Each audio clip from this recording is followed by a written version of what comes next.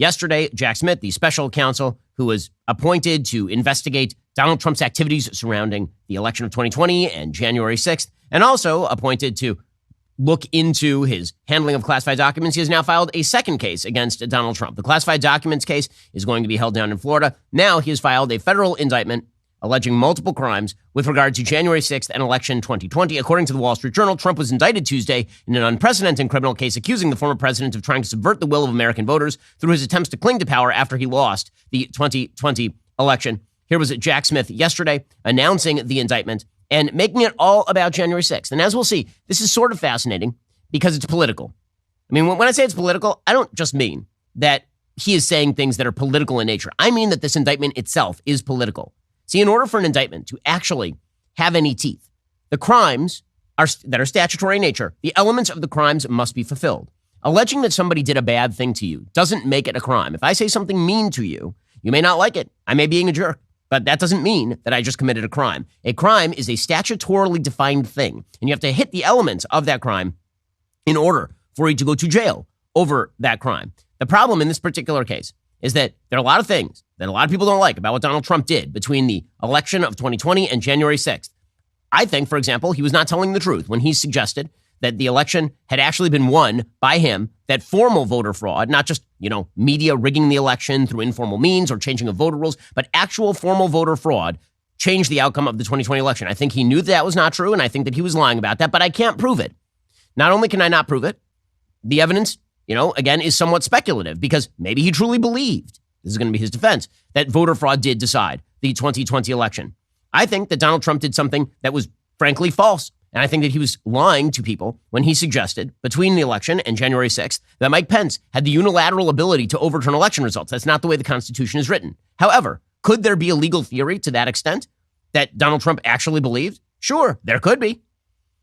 Me thinking that Donald Trump did a bad thing does not make the bad thing a crime. And when you start making bad things a crime, things you don't like a crime, free speech a crime, specious legal theories a crime, now you're encroaching on actual American freedoms just to get Donald Trump. And that's what Jack Smith is doing here. Because as we will see, and we're going to go through the indictment in great detail today, as we will see, the things that Jack Smith is alleging are mainly things that are just not good things that are not provable crimes.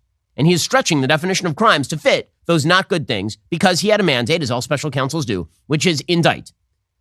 And as the old saying goes, once you get a case in front of a grand jury, they'll indict a ham sandwich. And for Jack Smith, who's bringing this case in Washington, D.C., it's almost being treated, I think, legally as a backup to the classified documents case in Florida. The classified documents case in Florida is the most significant legal threat to Donald Trump because he appears to have fulfilled the elements of the crime. Leave aside the double standard with Hillary Clinton. If you are just a jury looking at whether Donald Trump did the things alleged in the indictment and do those fulfill the elements of the crime with regard to classified documents, the answer is likely yes in the state of Florida. The problem for Jack Smith is it's in the state of Florida.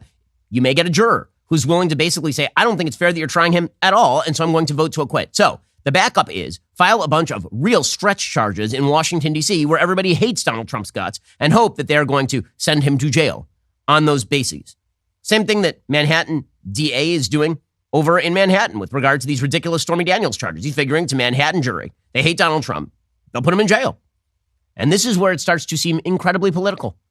Again, not just political because everything is political, but political in the sense that there is an overt attempt at this point to stretch the law to get Donald Trump. Here's Jack Smith yesterday announcing the charges.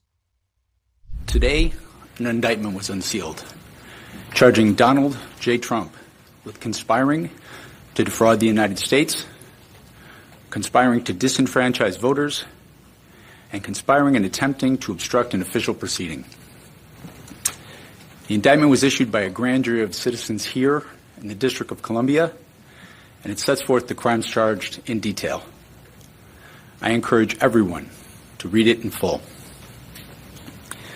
The attack on our nation's capital on January 6th, 2021, was an unprecedented assault on the seat of American democracy. As described in the indictment, it was fueled by lies. Lies by the defendant targeted at obstructing a bedrock function of the U.S. government, the nation's process of collecting, counting, and certifying the results of the presidential election. Okay, what he just alleged right there is not a crime.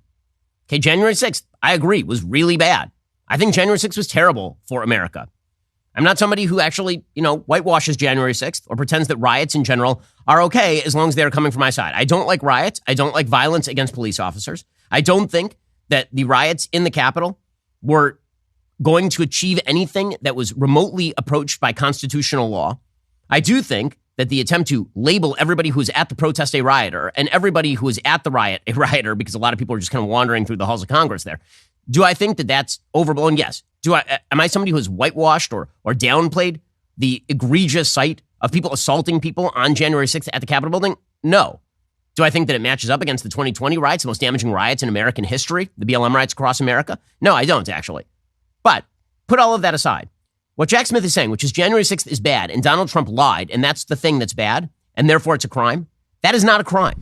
You know a company is looking out for you when they actually upgrade your service and don't charge you for it. It's great news for new and current Pure Talk customers. Pure Talk just added data to every plan and includes a mobile hotspot, no price increase whatsoever. If you've considered Pure Talk before but you haven't made the switch, take a look again. For just $20 a month, you'll get unlimited talk, text, and now 50% more 5G data plus their new mobile hotspot. And this is why I love Pure Talk. They're veteran-owned. They only hire the best customer service team located right here in the United States of America. Most families are saving almost $1,000 a year while enjoying the most dependable 5G network in the country. Remember, you vote with how you spend your money. Stop supporting woke wireless companies who don't actually support you.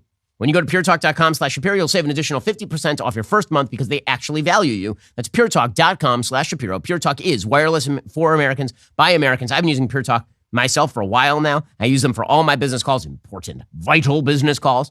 And I mean, if I think my business is important, I use Pure Talk, well, so should you. It's really, really good. puretalk.com/Shapiro. Save an additional 50% off your actual first month because, again, they actually value you. Go to puretalk.com/Shapiro to get started. If you run a small business, you need to plan ahead. One of the best ways to do that is by using Stamps.com to mail and ship. Stamps.com lets you print your own postage and shipping labels directly from your home or office. It's ready to go in minutes, so you can get back to running your business sooner. Stamps.com offers rates you can't find anywhere else, like up to 84% off U.S. Postal Service and UPS rates. Plus, they automatically tell you your cheapest and fastest shipping options. For 25 years, Stamps.com has been indispensable for over 1 million businesses. Get access to the shipping services you need to run your business right from your computer. No lines, no traffic, and no waiting. You can print postage wherever you do business. They even send you a free scale. They'll have everything you need to get started. Here at Daily Wire, we don't waste time. We've used Stamps.com since 2017. Set your business up for success by using Stamps.com today. Sign up with promo code Shapiro. Get a special offer. It includes a 4-week trial plus free postage and free digital scale. No long-term commitments, no contracts. Go to Stamps.com. Click that mic at the top of the page. Enter promo code Shapiro. Go check them out right now. And we've been using it for years because we don't want to waste our time or waste our money. You want to schlep a bunch of stuff down to the post office and then wait in line, or you could just do this all very easily for less money by using Stamps.com today. Using promo code Shapiro, get that special offer to get started. Even if you believe that Donald Trump's words fueled people into believing that they could overthrow the election and that therefore they went and they did the thing, that is not a crime. They're not charging him with incitement, right? If they actually wanted to charge that crime, you'd have to charge incitement. That's an actual crime. If I incite a riot, that means that I go to a crowd and I say, let's go storm that building right there, right now, let's do it. That's incitement.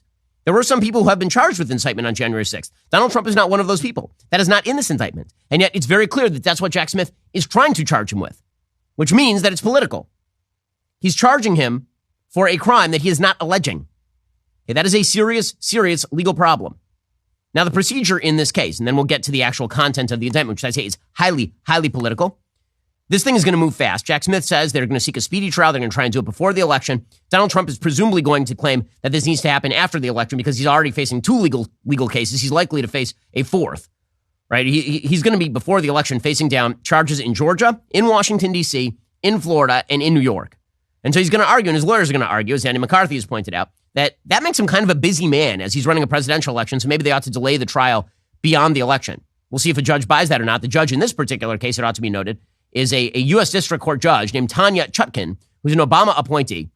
She also happens to be the only federal judge in Washington, D.C. who has sentenced January 6th defendants to sentences longer than the government request. She's also the same person who, as a lawyer, represented Theranos at Boyce Schiller and presided as a judge in the U.S. House lawsuit against Fusion GPS. This is a very left-wing judge who's been appointed in this case. And it's fair for the left to point out that a Trump appointee is presiding over the Mar-a-Lago classified documents case. It is certainly fair to point out that Jack Smith is filing in a court in Washington, D.C. with probably the most Trump-hating judge in Washington, D.C. With a Trump-hating jury, presumably, which is why he feels that he can get away with this. Here he says they're going to seek a speedy trial and see if they can get Trump in the dock before the election. Since the attack on our Capitol, the Department of Justice has remained committed to ensuring accountability for those criminally responsible for what happened that day. This case is brought consistent with that commitment, and our investigation of other individuals continues. In this case, my office will seek a speedy trial so that our evidence can be tested in court and judged by a jury of citizens. Okay, so here is the problem with all of this. So Trump is going to come to court in Washington, D.C. on Thursday. So tomorrow he's going to show up in court. We're going to get the whole O.J. Simpson style media coverage of the cars leaving Mar-a-Lago, of the plane arriving in Washington, D.C., and Trump going to the courthouse. And when you aggregate all these charges, attempting to obstruct an official proceeding, for example, carries a maximum sentence of 20 years in prison. I mean, these are really, really serious charges. Will he be sentenced to that even if he is convicted of those things? Who the hell knows? Are you tired of the lies and the twists of the mainstream media talking points? Yeah, me too. Join me in my newest series, Fact, where I dismantle and bring truth to this tiring mainstream agenda.